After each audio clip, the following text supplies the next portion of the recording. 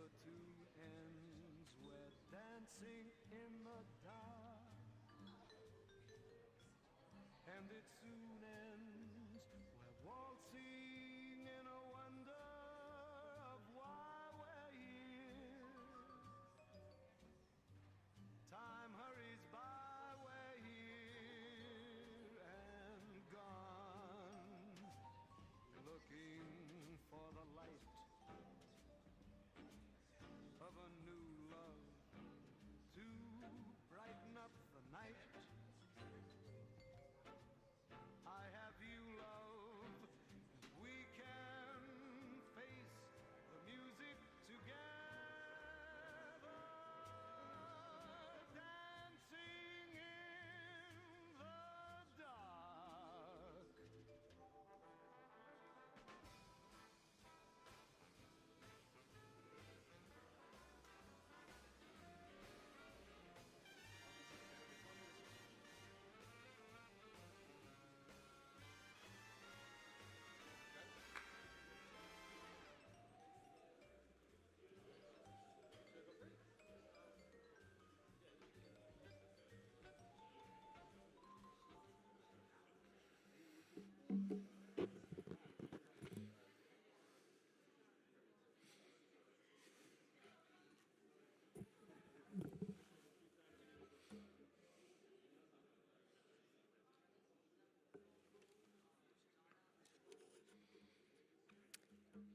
Hello, everyone. Maybe we can we're already 5 minutes late, so maybe it would be a good time to begin the next session.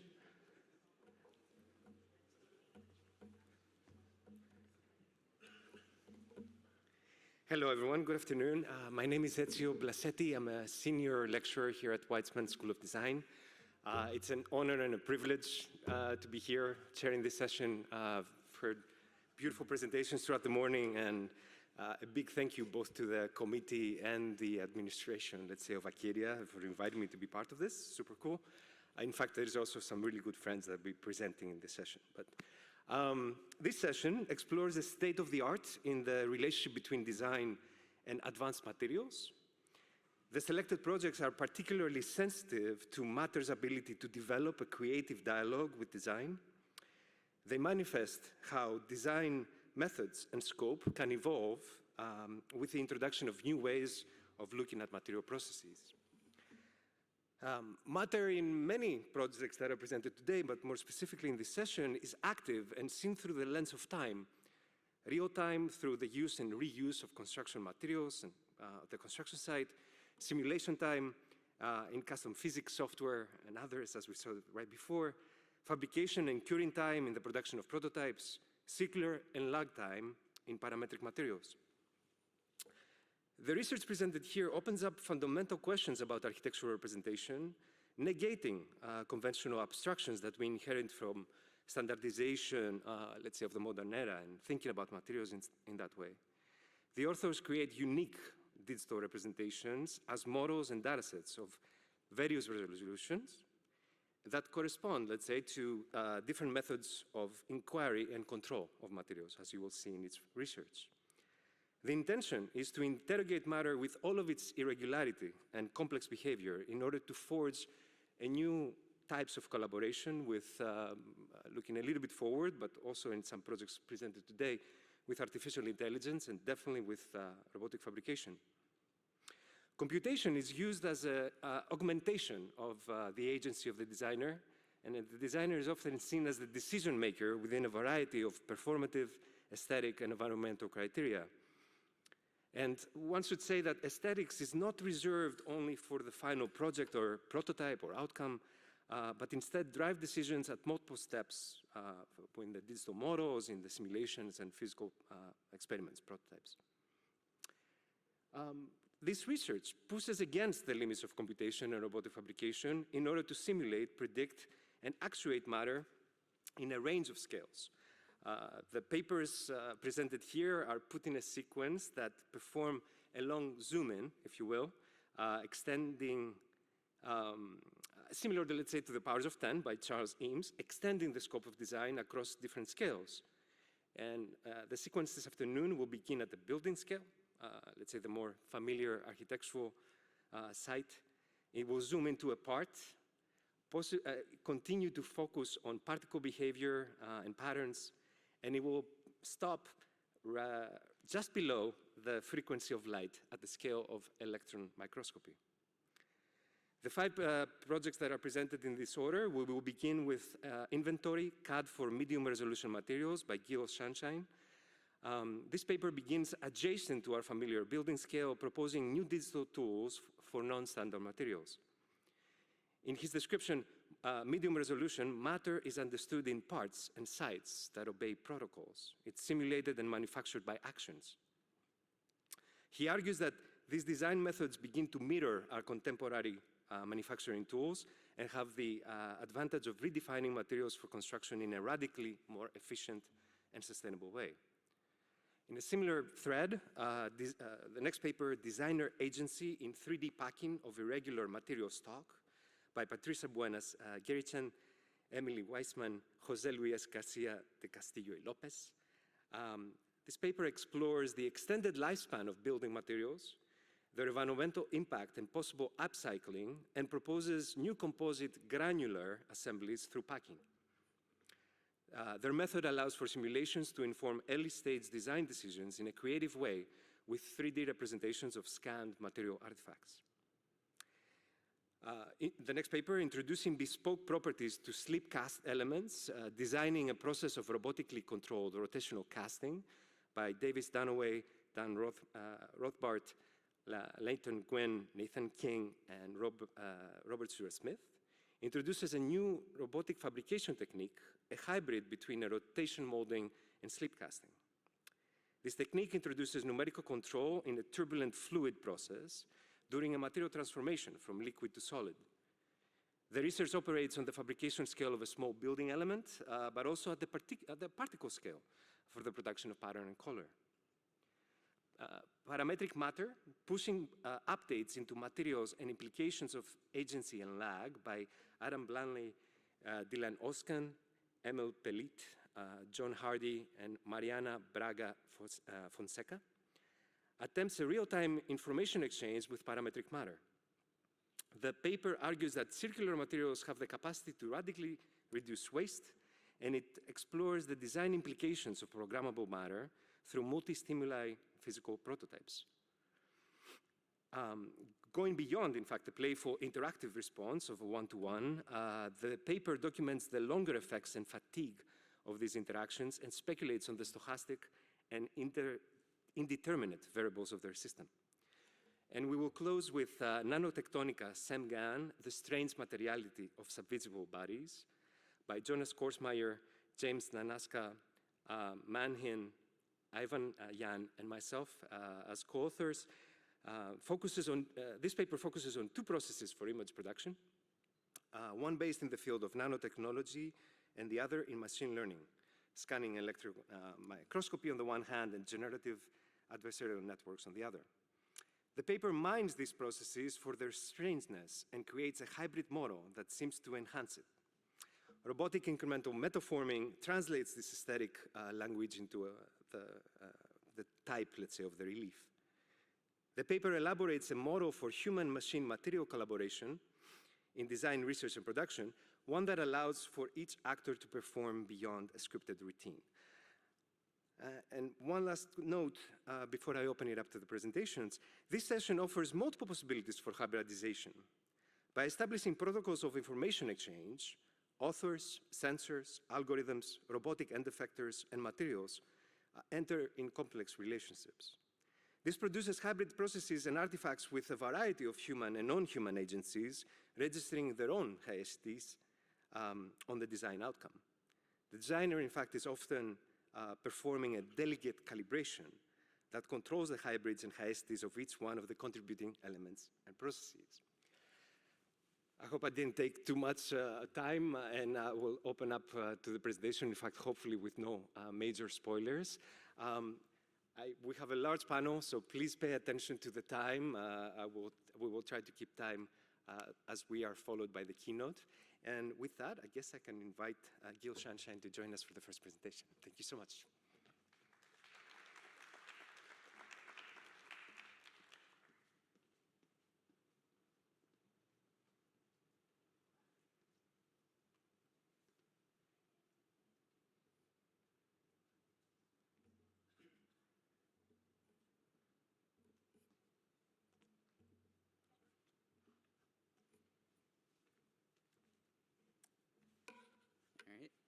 name's Gil Sunshine. I'm presenting the paper Inventory CAD for Medium Resolution Materials. Extrude, saw, turn, repeat. During the Industrial Revolution, machines and techniques were invented and advanced for forming materials in standardized shapes. This would lead to the development of the industrially mass-produced standardized building materials used today and left an indelible mark on architectural thought. The architecture of modernism, especially the international style, embodied the logics and efficiencies of the factory, while the endless linear and rotational processes of industrial production were quite literally imprinted on its geometries. To an unprecedented degree, architecture became a practice of blind trust in superficially dimensioned materials specified from afar. This intertwining of mass manufacturing and architecture has only intensified over time, finding its way into the tools of the architect. Extrude, trim, revolve, array. The 3D modeling software used by the architect contains analogs to the machine processes and abundances of industrial production. By instantiating geometry that was not there before, with minimal apparent effort or cost, such software obscures the extraction, processing, transportation, and waste necessary to physically realize said geometry, and suggests that the only limit on the material world is processing power or file storage capacity. This poses a challenge as it becomes increasingly apparent that circular approaches are key to minimizing the deleterious environmental impacts of construction.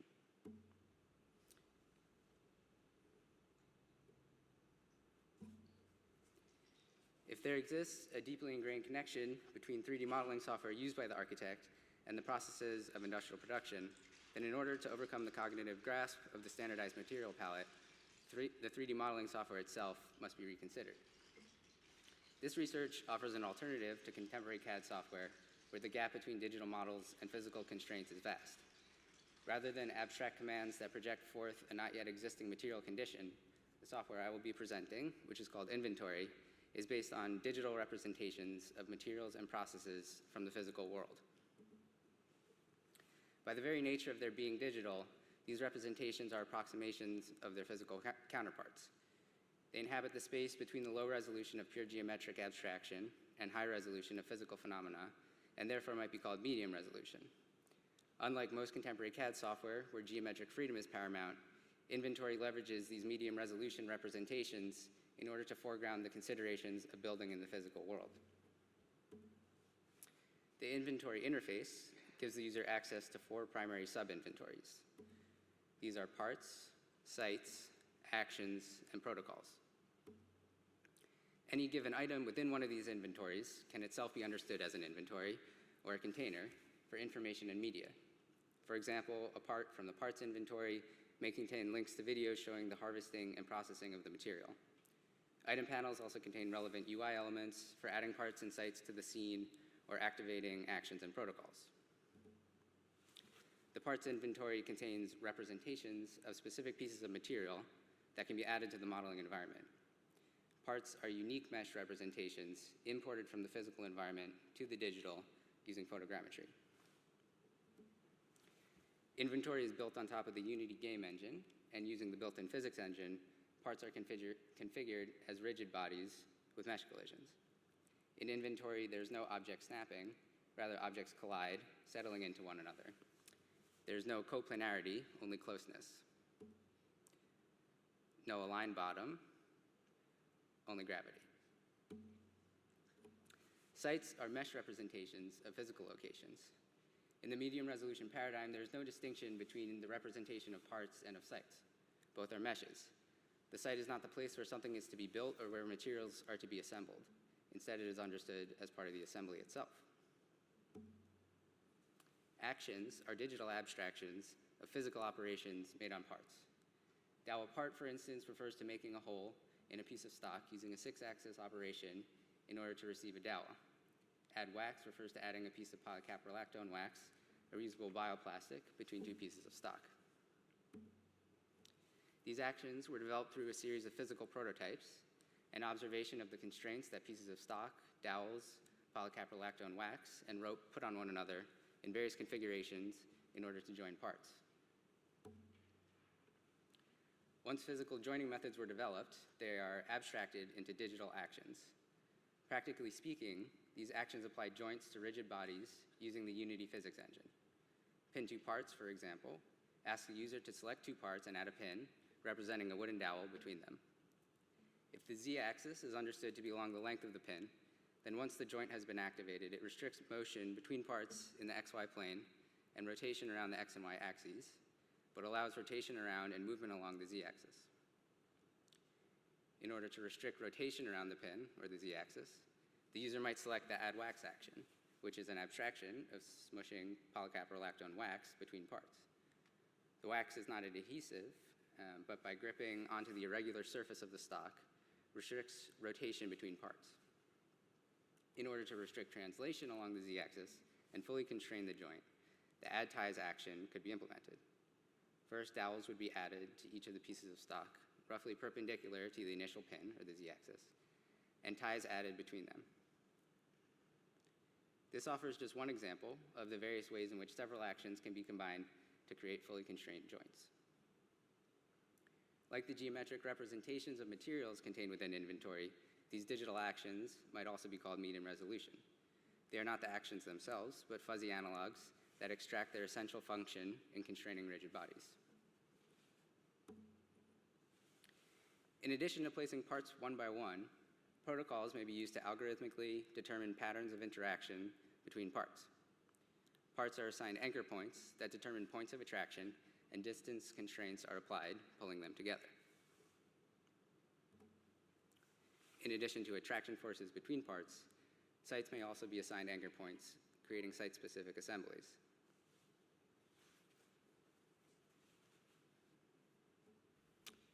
Once a given organization has been achieved by a protocol, actions may be used to fix the position of parts relative to one another and the assembly fabricated. The physical actions that were abstracted into inventory again become physically real, now choreographed by the information contained within the software. In this preliminary phase of research, geometry modeled in inventory was brought into Rhino, such that KUKA PRC could be used for path planning. Future research could develop greater integration of robot controls within inventory. These initial prototypes explore a range of conditions, starting with a self-supporting column. A second prototype explores the design and construction of a vault.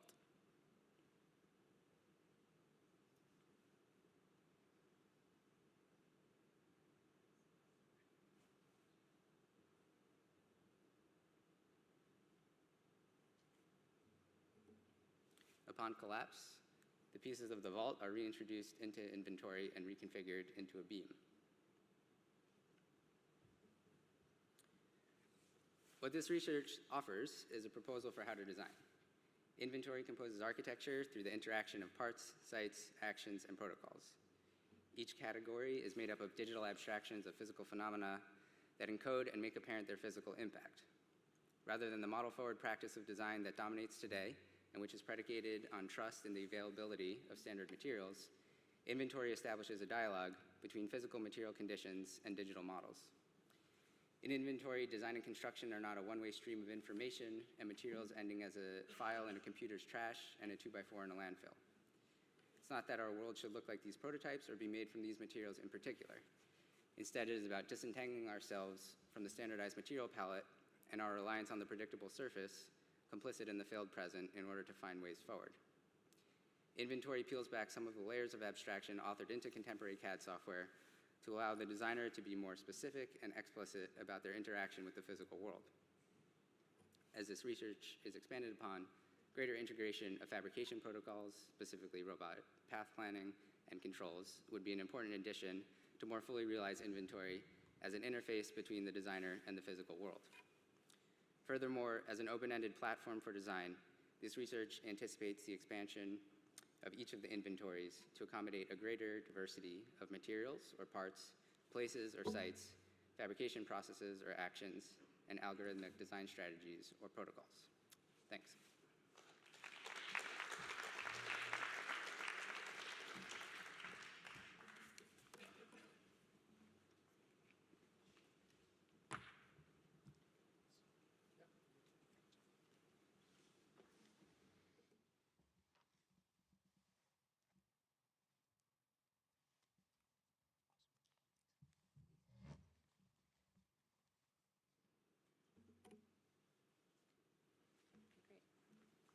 everyone. Happy to be here. My name is Emily Wissemann, and I'll be presenting today alongside my co-author, Patricia Dueñas. We're both Masters of Architecture students at MIT currently. Our paper is titled Combinatorial Methods for Designer Agency in 3D Packing of Irregular Material Stock. It was written with Professor José Luis García de Castillo y López. This paper presents a flexible computational method to simulate reassembly of non-standard and irregular building materials. This approach contributes to ongoing efforts in order to reduce material processing and common reuse strategies by developing a framework for human-machine design collaboration. The building industry is responsible for almost 40% of global carbon emissions, and embodied energy is an increasing share of this percentage. Embodied energy is immediate, unrecoverable, and difficult to track. Our goal in this project is to tackle resource and energy consumption by encouraging direct material reuse, regardless of its state. We're looking primarily at masonry because its current construction and demolition practices make it particularly difficult to directly reuse. This is especially the case for materials with leftover mortar and grout. If irregular masonry, such as grouted groups and construction debris, could be used directly, then the energy-intense procedures of recycling, disposal, and new construction could be circumvented completely. Masonry reuse is currently dependent on manually sorting out of less damaged units. Damaged and broken bricks are not directly reused for construction in conventional practice. This is where we see our research intervening. It re-envisions the manual process of sorting and configuring stacked wall assemblies through a parametric framework for designers.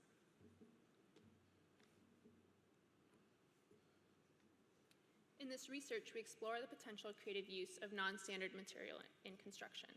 There are so many existing tools to model abstract 3D form, yet tools to model, design, and iterate through assemblies of pre-existing material stock are lacking.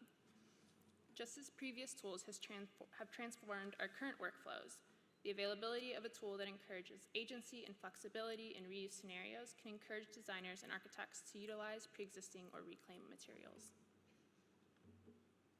A cultural shift away from new standardized material stocks as a default choice could have not just new aesthetic implications, but also a considerable impact on reducing carbon emissions.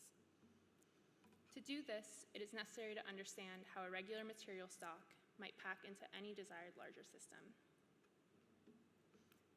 The reassembly of broken, small-scale objects into a new form is as much of a computational problem as it is a design challenge.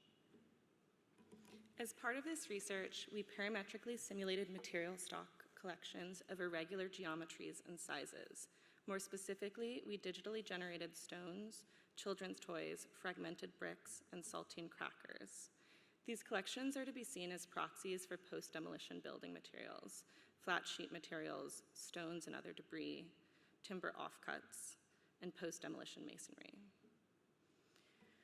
We see what we are presenting today as a prototype framework to be developed further and extended to include 3D scanned post-demolition material. The basis of this approach is a 3D packing problem, a complex extension of a two-dimensional and one-dimensional packing problem that are currently and commonly encountered in logistics and operational research for the transport and shipping industries. Our three-dimensional packing method accepts user inputs to create a framework for design that integrates creative decision-making. This flexible method could encourage architects to simulate and conceptualize alternative design schemes for material reuse.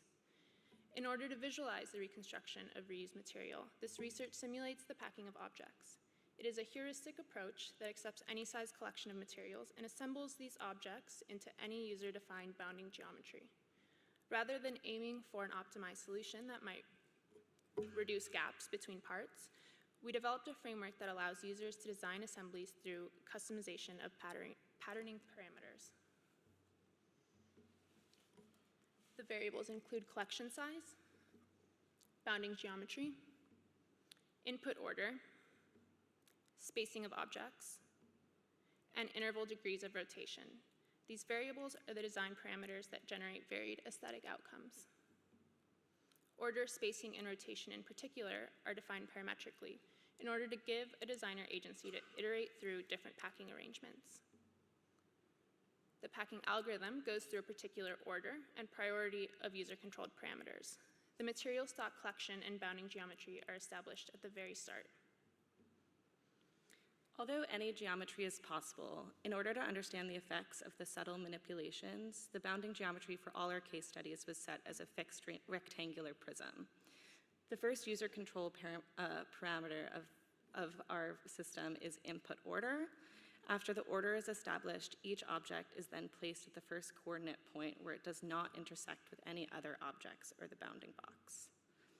The input order can be determined by the user, randomized, or arranged based on object properties such as increasing size or decreasing volume. Defining the sequence in which these elements are ordered greatly affects how these objects are placed and laid out. Input order results in very different visual outcomes, some in which imply a gradient and others which approximate a gap-filling assembly.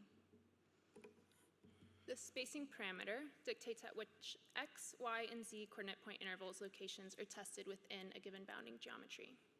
The difference in packing density is dependent on the resolution of checkpoints that a user determines for the algorithm to carry out.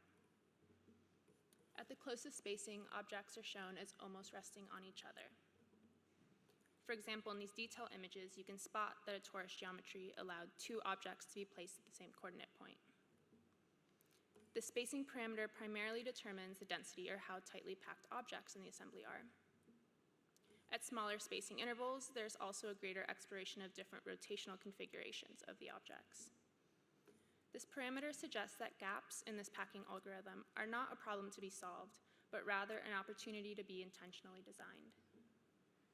Skewers, strings, dowels, grout, and a variety of other techniques can be considered as potential connectors. The type of connectors has a great effect on the degree to which certain variables can be modified within each design.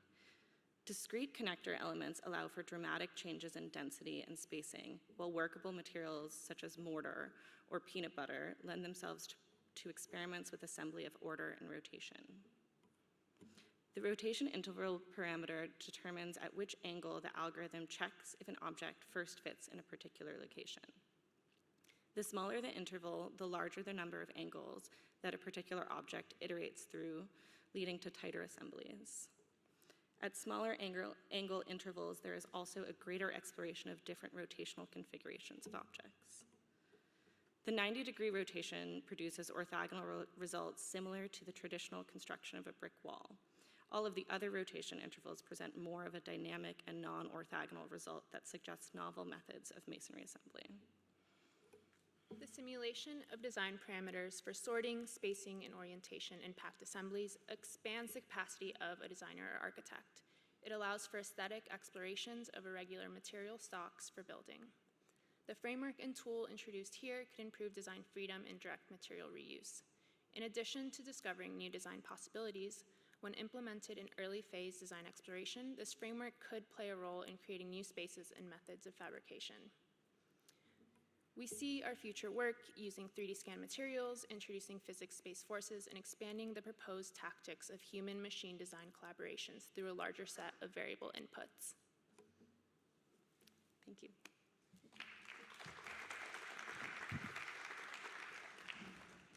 Just back quickly first, I need to apologize to Gil for a second for not opening up to questions, but we are going to have a chance to, for quick technical questions immediately after each presentation and general questions at the end of the panel.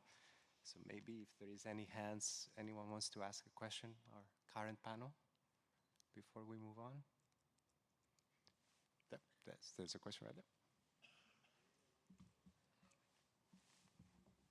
I can barely hear you. Is there a chance we can bring a microphone?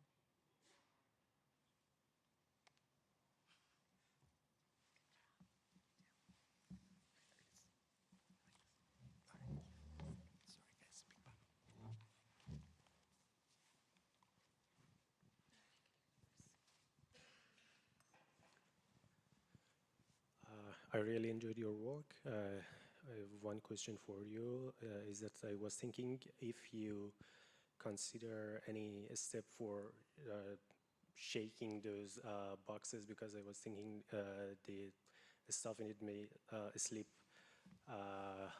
on each other, and it would be great if what you did could be mixed with what Gil did. When two lumbers are put together. Did you consider any step like this? Yeah, should I talk about this? Yeah, I think that's definitely like within the lack of gravity, I think is like the initial next step to address. Bringing into physics-based engine would be like incredibly helpful in this, which is great. Exactly. To be on the panel. So I think that's definitely a next step, yeah. Okay. Thank you. Davis, Dan, Layton, please join us. Thank you, guys.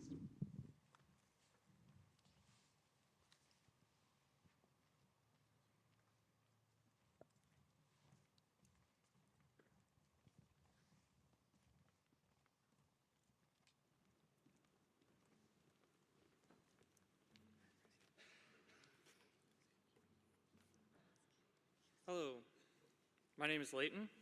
Davis, Dan, and I will be presenting a collaborative research project undertaken during a one-semester studio here at UPenn in the Masters of Science and Design, Robotics and Autonomous Systems program. The title of our research is Introducing Bespoke Properties to Slip Cast Elements, Designing a Process for Robotically Controlled Rotational Casting. As a collaborative design research endeavor, our team brought together architectural and design backgrounds and robotic fabrication experience paired with industrial design and computational knowledge. Co-authors on the paper are Dr. Nathan King and Robert Stuart-Smith. In order to capture complex geometry in clay, artisans and industry can turn to slip casting, a clay forming process which consists of filling a plaster mold with a liquid clay compound, allowing a period of time for the plaster to absorb moisture from the compound and form a hollow shell, and then reclaim the excess liquid. Slip casting, however, currently lacks the ability to produce meaningful visual variation between components without the need for an entirely new mold. For the production of identical parts, the slip casting process is deployed by certain manufacturers in the sanitary ware industry, for example. We do, however, see contemporary research in other castable materials such as concrete and rotomolded plastics, in which robotic motion and bespoke material effects are directly linked to one another. This relationship gives credence to the use of robotics in low-volume settings. Our research question became, can we leverage robotic motion in a novel slip casting process to introduce bespoke control despite consistent material input? Initial tests by hand inspired a material effect of swirling or marbling of multiple colors of the same slip mixture and a challenge of devising the correct rotational motion which could form a complete shell. We saw that motion and timing began to control shell thickness and interior and exterior marbling effects, which were simultaneous but quite different in the end. We explored specific volumetric geometries which could highlight slip casting's ability to form complex shapes and also necessitate rotational motion in order to achieve a full coat. Specific thought was given to the potential aggregation of these forms with multiples of themselves as another design parameter. Casting and squishing tests led us to pursue the form on the right, a double curved form with a tetrahedral base. Key testing parameters included the geometry of the plaster mold interior, the volume of slip introduced, the amount of time the liquid slip spent in the mold, and then finally the rotational motion itself. Rotational motion was a necessity in order to coat all bulges of the tetrahedral form without trapping any air and disrupting the color distribution. As seen in this video, we were manipulating the mold by hand, introducing slip, and repeating, followed by resting the mold on index sides for a period of time to achieve controlled shell thickness. Through these tests, we were able to achieve repeatability of marbling pattern, here for example, by varying only the mason stain used for the slip color.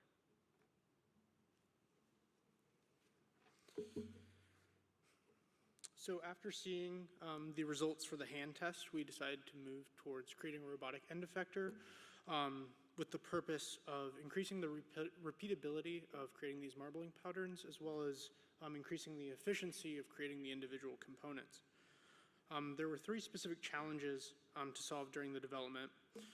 being how to get a consistent and uniform coat, how to control the marbling pattern, and how to increase volume for production. The last challenge proved to be the most straightforward. We created a carriage for the end effector that could hold multiple molds at the same time that we could quickly hop swat in and out off the robot, allowing a large volume of pieces. But the later challenges proved a lot more tricky. With getting a uniform coating, we initially underestimated just how much of the actual movement between the different faces of the mold was responsible for coating, rather than just letting them sit on a single side. Because of this, we moved our tool pathing to focus on constantly kind of swirling the molds around rather than letting them sit like we had in our hand tests. We also moved towards creating a system that instead of getting a single uniform coat in a single tool path, we could layer multiple tool paths together to create a variety of different swirling patterns.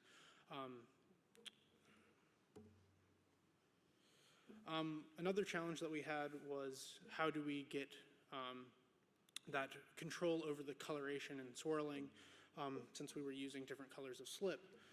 We moved towards creating a system where we could actually inject the slip into the mold while it was on the robot and while it was rotating, something that hasn't really been done all that much during kind of more traditional slip casting processes. And then we have a video of the kind of the final end effector doing some of those robotic motions that we were talking about to create the swirling. After getting the end effector, we also looked at improvements on the software side of things, really kind of fine-tuning the process for unloading the tool, running the program, keeping the robot running continuously without having to have much monitoring to kind of create as many components as we could. And then here we have a picture of the loaded final end effector with slip. So to talk about the results that came from this end effector, you can see that the marbling pattern here is much more consistent than it was previously with the hand tests. These are two pieces that are produced in completely separate batches on completely separate days. And you can see both repeatability and the general color blocking as well as aperture. And again, another kind of example of a repeatable result.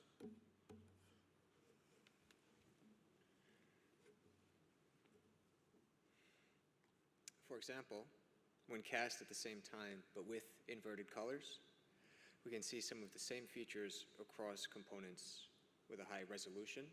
The sort of offset is rather minimal. Blocks of color and swirled portions are maintained, as well as aperture, of course. One of the questions we received often in this research was why. Why marbling or swirling? Why the argument for putting it on the robot? This is where we found ourselves with an intuitive potential architectural application, referencing the ubiquity of marbling in architectural interior, exterior, and structural capacities. We saw investigations of mirroring, rotating, and tiling of patterns. We saw an added hybrid element, for example, columns, which function structurally, but also with a sort of material effect unique to themselves. And we saw detail, scale, material effects informing macro-scale spatial experience. With a robust computational workflow, this core idea behind the research seems poised to us to explore the potential of casting many feasible geometries of component forms with many feasible marbling patterns and in many feasible variations of color. We see the potential for repetition, but also variation, both as quite strong. Aggregations such as facade screen applications might represent a confluence of research ideas where complementary or male-female connections, for example, could be cast at the same time or separately, fired, and formed into a structure, or perhaps controlled aperture due to an intentionally incomplete coat, revealing simultaneous but differentiated interior swirl and exterior color block pattern. And of course, larger scale applications of a fabrication process such as this opens research possibilities in the robotic workflow at scale. How the need for casting more components, larger components, or different geometry components could influence the design of the robotic workflow and the work cell. We think that the opportunity for geometrical variation and scalar variation would be a good next step, and we think that those things are rather possible with the current design of the prototype tool. Thank you very much.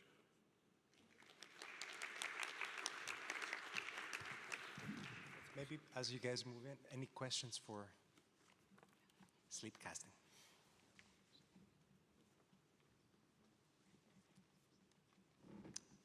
I'm sorry, can we have the microphone again?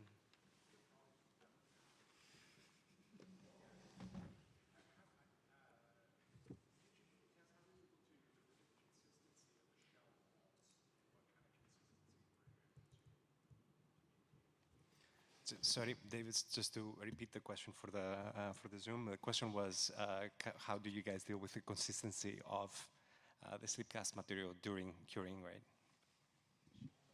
Yeah, so initially, early on in the process, when we were first exploring, we were regularly kind of breaking apart pieces and measuring the internal thickness. But as we went through the process with swirling, and as you might be familiar with when it comes to firing, having that internal thickness be really uniform is important, especially when you have kind of an open surface. But we found that because we were generally creating fully closed geometries, we had a lot more play in what that thickness was. So early on in the process, when we were really trying to dial that in, that slowly started to drop out in favor of the marbling, because we found that the surface tension of the shell held things together in firing. And once fired, the strength added from that thickness was more or less negligible.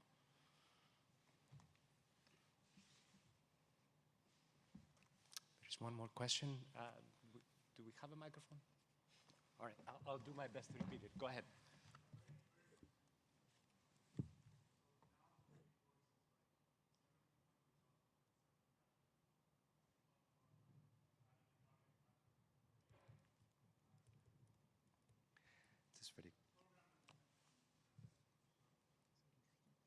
Excellent question. Just quickly repeat it. The question is in relation to movement and pattern, right? And of course, you guys were able to choreograph specific motions that led to specific patterns. The question is, were you able to reverse engineering some of these patterns? So yeah, that was definitely something we wanted to do for like future work, is get together like a simulation that can actually do a fluid simulation, and we could rough out the lines of where the slip was traveling inside each mold, and change out molds and see what the different patterns are. That was kind of outside of our field of expertise, programming-wise, but that's definitely kind of a natural next step for this process, is giving the designer more explicit control over the marbling pattern rather than just control over repeatability. But we were able to create a catalog of the marbling effects after seeing them, and because we were creating the different marbling effects by layering those tool paths on top of each other, we did start to gain somewhat of an intuition of what different patterns would look like, or different layering of those tool paths would look like on future models. Thank you. And Adam, please.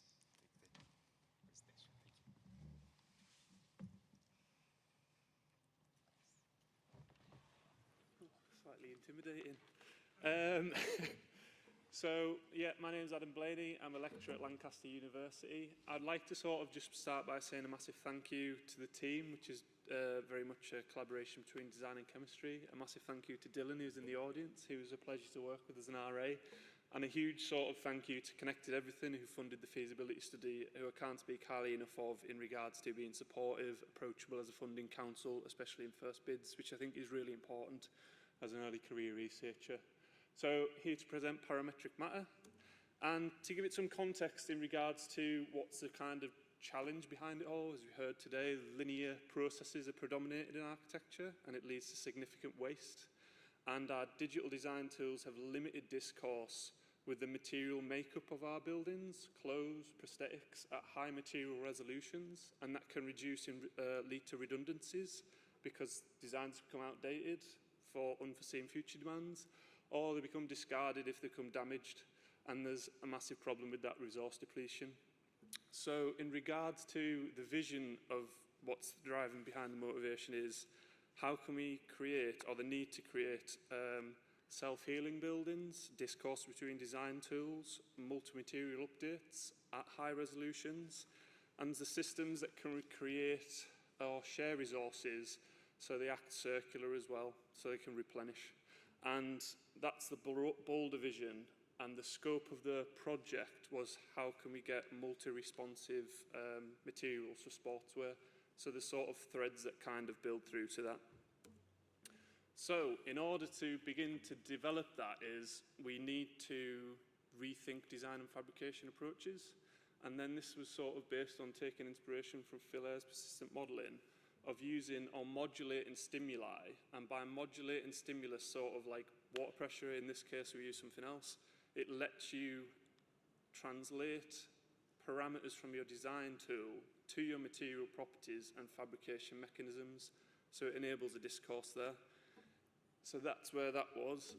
And in order to roll out the project and enable collaboration, our setup was modulating heat and magnetism, an array of magnets, and that was governed by a really simple parametric design tool.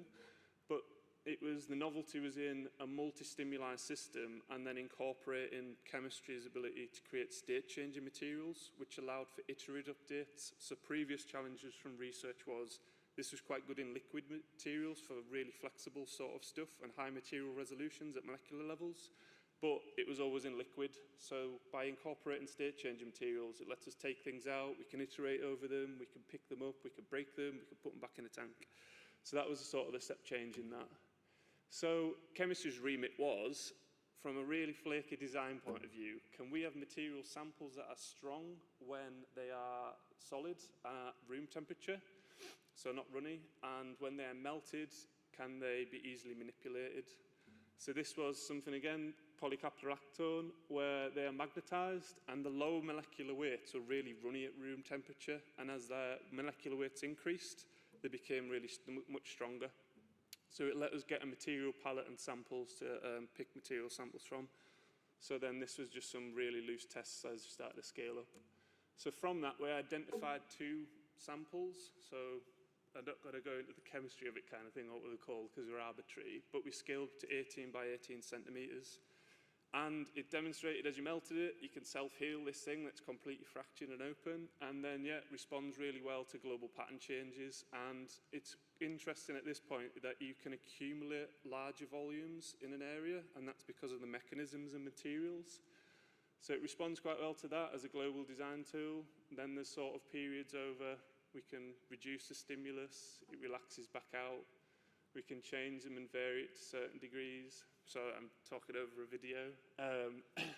But then also how you document materials, especially on these kind of non-linear things over longer durations, we can then sort of see material gradients forming as well.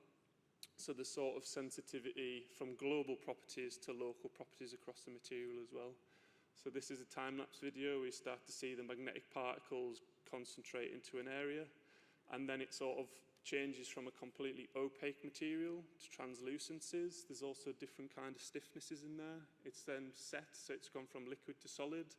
You can see the global properties, and then there's also then starting to be finer properties, so different surface textures, different reflectances, different volumes.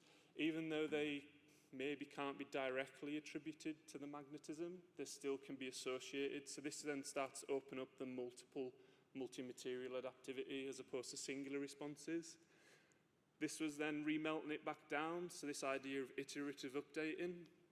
And then the interesting thing that comes out of this is there's persistence or the legacy of the previous interactions in there as well. So that's quite interesting in terms of, to draw it to architecture maybe, does it enable or help tuning, fine-tuning materials for given applications? We talked to like prosthetists where that could maybe be useful. There's embedded logics in there.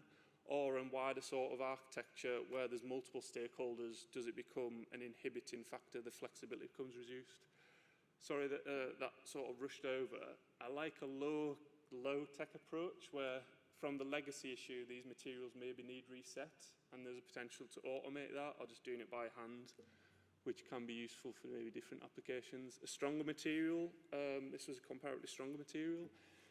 This was interesting in regards to heat sort of played a bit more of a stronger, or had a bit more of an effect in it, because the skin, it's like a skin on custard. It would like form a skin at the top of the surface, and you could get greater variation in surface textures for that. And again, talking to some industry partners, that could have maybe been useful for applications in track cycling skin suits where you could tune surface textures for areas. It also opened up, or became more apparent that there's time windows where you can elicit material responses. So the surface texture and volumes dissipated over a longer period of time. So there's time windows and time frames when you're interacting with these things as well. So then moving from a sort of arbitrary parametric design, Dilan's lovely hand model in this, is we started to use pressure sensor data, and then that informed where we were locating material. So for it to not be an abstract 2D material sample, that could be useful for a prosthetic sort of sample where we've got variable stiffnesses over the material sample, and if the loading changed predominantly over areas, we could then locate it where it's needed. This is very loose though, and would need much more refined models. My ugly hands are demonstrating another sensor, but because there is a time lag in the response as well, you need to use average sensor data values to upload that. So there's challenges with this approach in terms of in situ real-time responses, and maybe, but then there's a trade-off of there of getting multi-adaptive materials. So just to summarize, there's aspects of reliability in that, and that maybe lead to more sort of the idea of probabilistic models. The implications of legacy, and maybe that's good in certain applications, as said with prosthetics, but maybe inhibits flexibility in more complex multi-stakeholder applications like architecture. The response and time lag potentially limits applications in situ.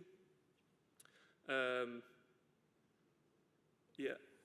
And then time windows, as I said, it dissipates response kind of thing. You've got windows to interact with this, but that's sort of all underpinned by, yeah, great, you can kind of do this stuff, but what is the application for, and how are you determining desirable associations for properties? So I think that's a really good avenue for design to collaborate with industry to see how and what's desirable for what, especially as you're doing multi-material properties. Again, massive thank you to the research team for collaborating and having me and the funder. Thank you very much.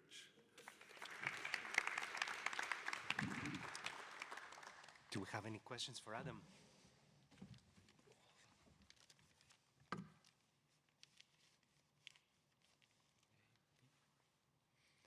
If maybe you guys want to save your questions for the end of the panel, Jonas, please join us. Thank you.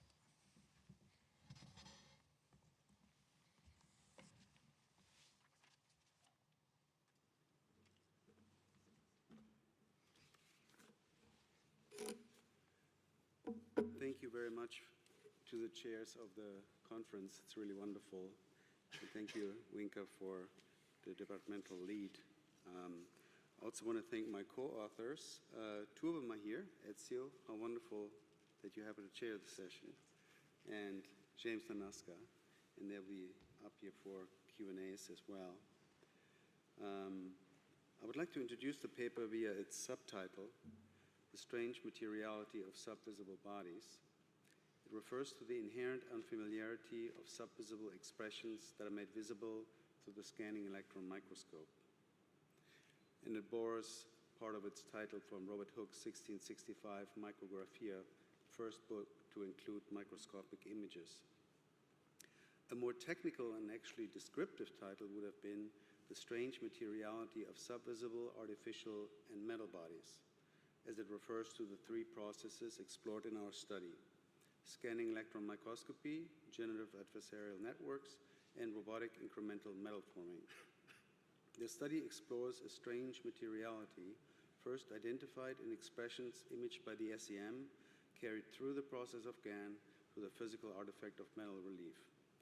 While the study advances specific techniques for each one of these processes, it discusses their interaction and principally aims at contributing to a cross-process knowledge base pertaining to design methodology.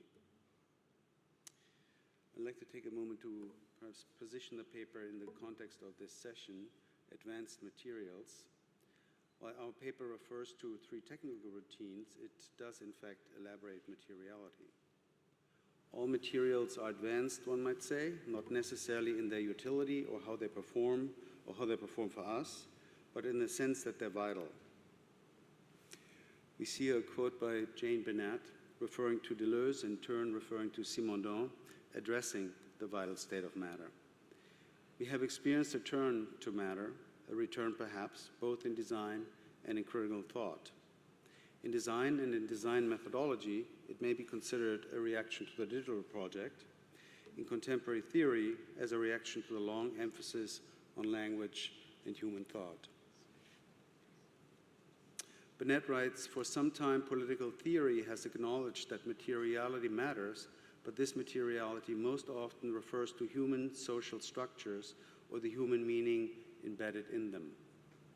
The materialism that she pursues and that we are inspired by, however, resists this human-centric materiality and instead asserts a mind-independent vitality of matter."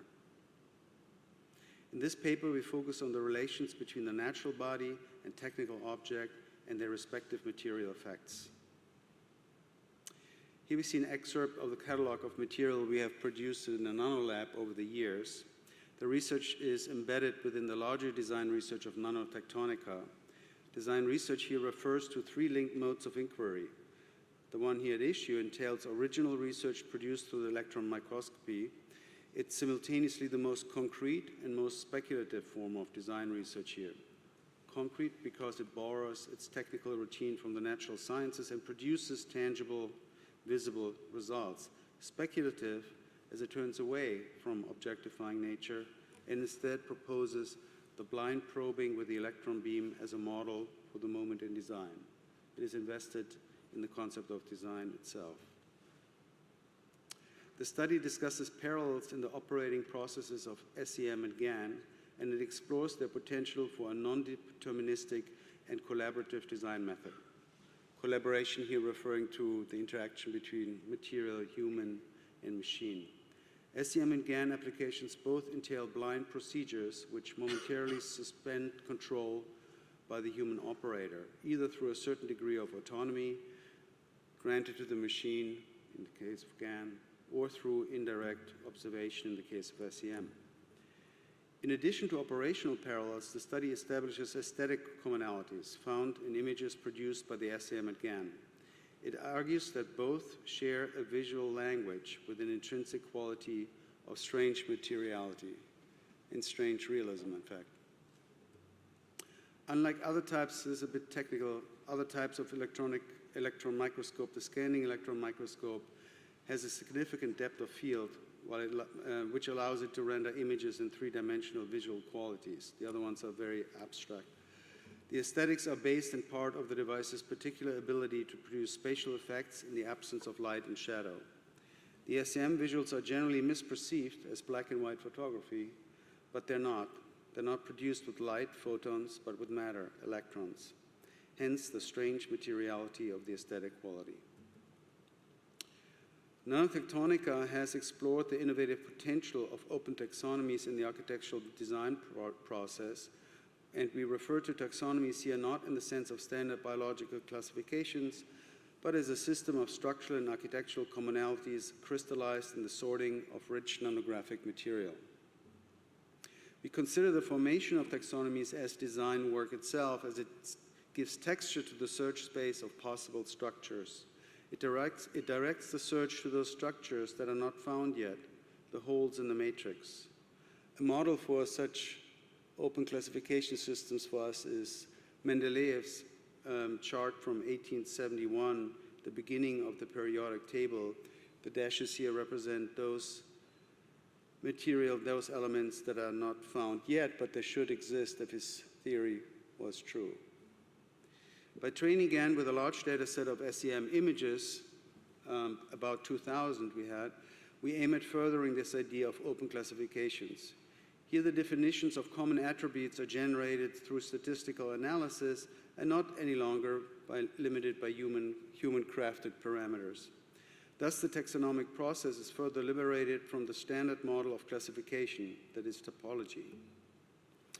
Subsequently, we turn towards the problem of image to 3D and critically discuss three methods of transposing image data to 3D geometry. Working with image stacks to generate monolith geometry on the left, with multidirectional orthographic projection to generate sculptural form in the middle, and with image displacement mapping to generate topographic relief on the right side. The direct translation from image to 3D via displacement map generate topography or topographic relief rather than tectonic artifact, and we concluded that this is the preferred method for elevating the aesthetic qualities we find in SEM and GAN.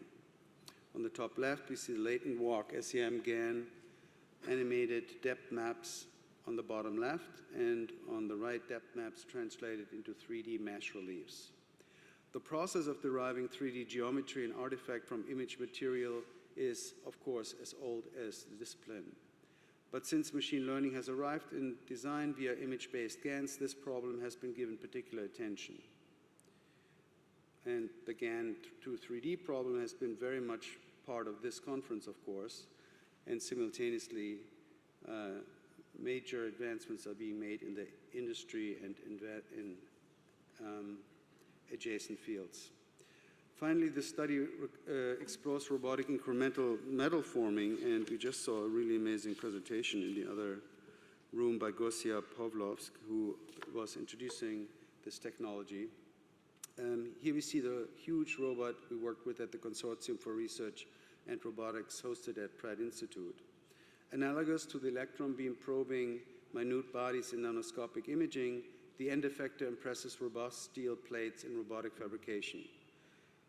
Our fabrication aspect has currently focused on 22-gauge steel panels. We also tested, here we see them clamped. We've also tested aluminum sheets as they're more malleable and first pressed more easily, but we proceeded with steel as the material expression most directly relates and elevates as we find the aesthetic expressions identified for SEM and GAN, in particular through its dark graphite qualities in matte finish. We see here an operation matrix with the SEM-GAN images on the left, and in the second column, the height fields, robotic tool paths, first and initial press. We tested various methods of displacement mapping, filtering the images through a monocular depth estimate engine via RunML, produced geometries best suited for the robotic incremental metal forming. Building up on previous research, we found that spiral tool pass allows for constant engagement of the end effector and metal being pressed. Some metal forming details an acute angle of 30 degrees, and we should compare notes with the previous presentation on this one. We found to be the most reliable for pressing the relief. A steeper angle led to inconsistent stretching and eventual tearing of the steel. Here we see traces of the end effector following the spiralized tool path. It acts as a displacer, stretching the steel, analogous to the aforementioned method of digital displacement.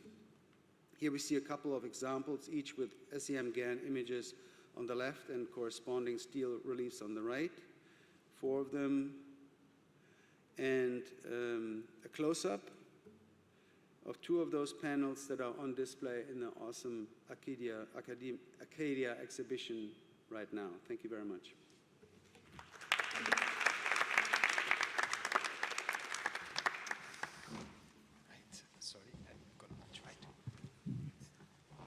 guess first I would like to invite the audience to see if there is any questions for Jonas or James, and then maybe, yes. Can we have the microphone?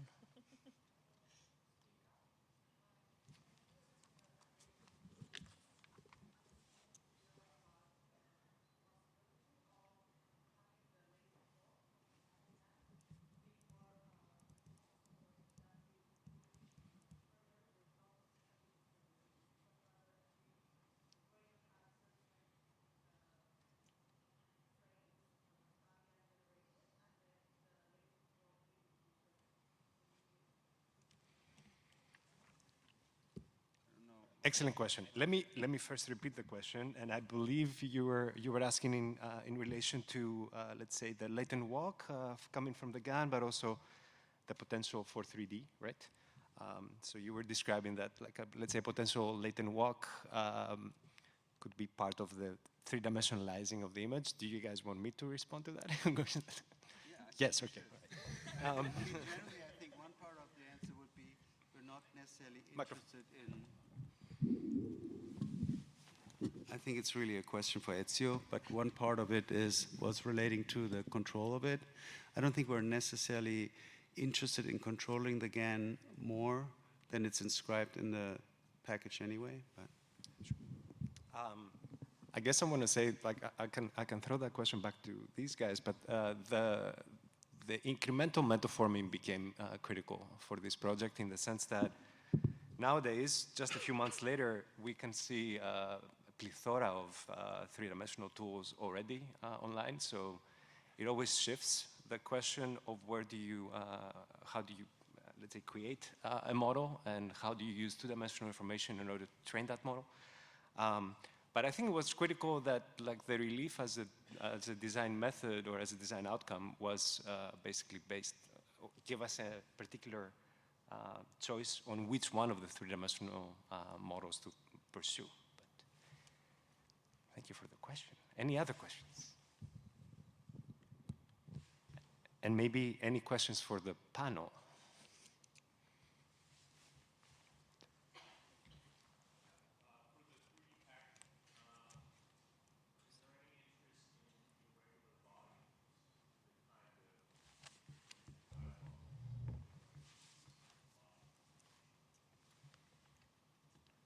Yeah, I think there definitely are in terms of future work. I think for this kind of phase of the research, it's fairly early. We were setting up a framework, so we went with the rectangular prism just as a way to be able to really compare the differences and have a fairly straightforward bar. But I think going forward, yeah, currently the script really works given any input geometry. It's as simple as a BREP component and a grasshopper that goes into a C# script. So it can do that now. It just would definitely need to be fine-tuned. Excellent. Go ahead. Well, first, fantastic presentation. This is an amazing session. I was really taken by the idea of design's relationship with materiality, and in particular, the call that Gil made for reforming design education, which I think is apt. I'm just curious about how we make space for it. So where in the design education would you insert SEM-GAN? This is an excellent question. I'm just going to quickly repeat it for the people that are online, paraphrasing in short, but the question was that this session opens up a lot of interesting opportunities for beyond just CAD software, but it was addressed to you, Gil, in relation to the first presentation. And it was relating to at which point in education of an architect or further any designer should we introduce these tools. Gil. Yeah, I think it'd be great if it could happen at the beginning. For example, in like the extreme scenario, first studio you don't introduce Rhino, let's say, and you instead introduce a set of materials, or have students bring in a set of materials, develop a set of processes that they themselves have to learn to translate into their own version of CAD. so that they are, you know, have ownership over the tools that they're actually using to design rather than just accepting the, you know, default way that we've been doing things for the past, I don't know, several decades, yeah. Anyone else wants to jump onto this question? I can say that we've been using a lot of material intelligence in Studio in the last maybe like 7, 8 years. But I think more importantly was to probably also engage students into the sometimes difficult relationship between philosophy and design. And when we are referring to materialism as we were in our project, it really addresses both of these aspects. The more sort of immediate, direct materiality that can be an important part in the design process. In, for instance, Studio, the question was about, I think, education. But I think the education also should include a kind of thinking that is inscribed into the new materialism group, which refers to different aspects of providing design intelligence or asserting it to the material itself.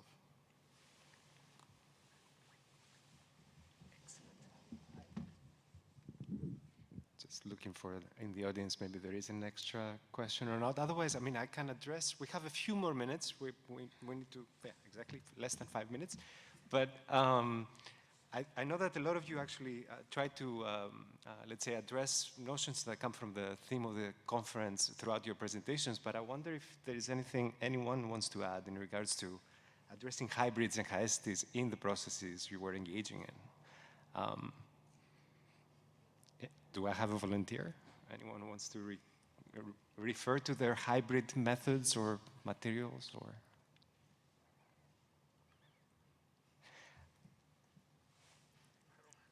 Davis, no? I thought that was an easy question, not a tricky question. Did you ask about the title of the conference? That's right. Okay. Do you want to go ahead?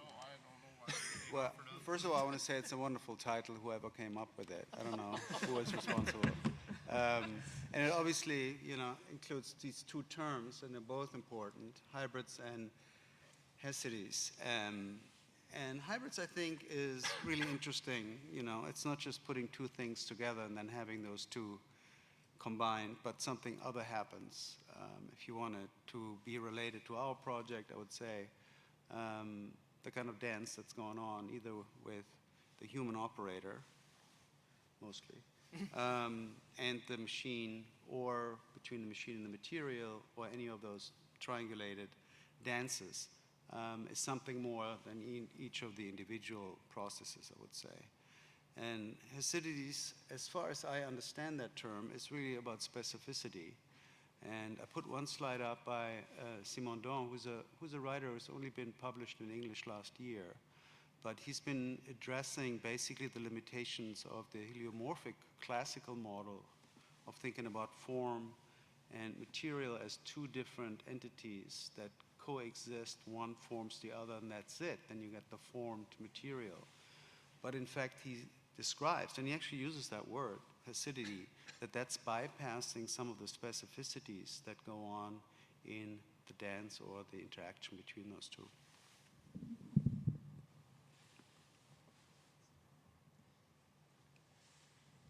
Thank you for your questions. Instead of your answers, Jonas, that's excellent. I mean, I can also relate to that in let's say, in relation to the paper that we wrote together, but also by reading your beautiful contributions to the conference and your papers. I honestly did not want to project too much, at least in part of the introduction, on how you interpret the theme. I wanted to give you guys a chance to respond to it. But